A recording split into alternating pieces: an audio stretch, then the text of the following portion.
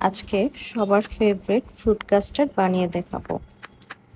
আমার আজকের ভিডিওতে ফ্রুট কাস্টার্ড নিয়ে ইন ডিটেল ডিসকাস করব, কিভাবে কি করলে ফ্রুট কাস্টার্ডটা মজাদার হবে এবং সহজে আমরা বানিয়ে খেতে পারবো। সব ইনফরমেশন আমি এই ভিডিওতে আজকে দিয়ে দিব। ফুল ভিডিওটি না টেনে দেখার অনুরোধ রইল।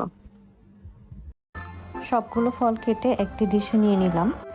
এবার একটি প্যানে 1 লিটার পরিমাণ দুধ নিয়ে নিলাম। এটি চুলোয় দিয়ে ভালো মতো জাল করে নেব।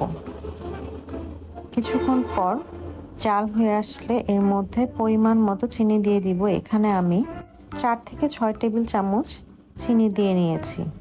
চিনি ভালো মতো মিলানো হয়ে গেলে এর মধ্যে আলাদা তুলে রাখা হাফ কাপ দুধ, 2 থেকে 3 চা চামচ